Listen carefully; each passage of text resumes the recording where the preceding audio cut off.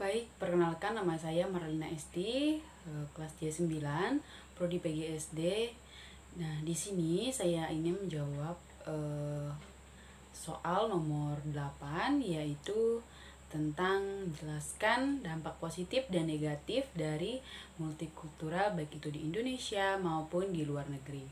Nah, di sini saya sudah merangkum beberapa dampak positif dan negatif dari multikultural. Nah, di sini saya akan membahas yang pertama, yaitu dampak positif. Nah, dampak positif multikultural yaitu yang pertama, memberikan ikatan dan hubungan antar sesama, artinya menjalin suatu keakraban di antara orang-orang, baik itu orang per orang, daerah per daerah, atau suku antar suku. Nah, itu adalah dampak positif dari multikultural yang ada di seluruh dunia. Nah, yang kedua yaitu dapat saling bersahabat antara satu sama lain. Nah, seperti yang kita ketahui bahwa Indonesia ini merupakan negara yang majemuk atau negara yang terdiri dari berbagai suku bangsa yang berbeda-beda. Nah, hal ini dapat ditunjukkan karena dengan adanya Bhinneka Tunggal Ika yang artinya berbeda-beda walaupun tetap satu jua. Nah, itu adalah semboyan yang masih dijunjung tinggi sampai saat ini. Itu adalah dampak positif multikultural yang kedua.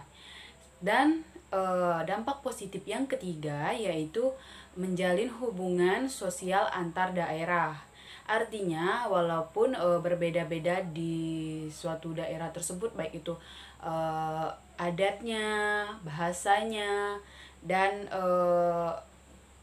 cara-cara dalam melakukan kehidupan sehari-harinya itu berbeda-beda, tetapi dengan adanya multikultural ini kita lebih mengetahui dan mentoleransi perbedaan yang ada. Dan yang selanjutnya yaitu dampak positif yang keempat, yaitu ada Indonesia bisa memperkaya adat dan budaya. Nah, di sini kan kita tahu bahwa Indonesia itu terdiri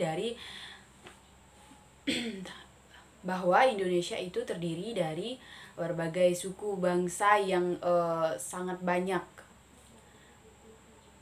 Nah, ini dapat memperkaya pengetahuan kita terhadap budaya orang lain. Misalnya, kita mengetahui budaya yang ada di Bali tanpa harus kita terjun langsung ke daerah Bali tersebut. Nah, itu adalah dampak positifnya. Kemudian, dampak negatif dari multikultural ini adalah yang pertama, munculnya sikap fanatisme yang berarti bahwa hanya percaya bahwa agamanya itu yang adalah agama yang paling benar. Padahal kita tahu bahwa di Indonesia sendiri khususnya ada 6 agama. Jadi masing-masing dalam agama tersebut tentu saja berbeda kepercayaannya, beda cara beribadahnya. Nah, itu terkadang masih sangat menjadi problema di antara orang-orang yang fanatis ini. Kemudian dampak negatif yang kedua yaitu adalah rentan terhadap konflik. Nah, artinya bahwa karena saking banyaknya perbedaan yang ada, sehingga ada beberapa kelompok atau beberapa orang yang mudah terkontaminasi oleh hoax tentang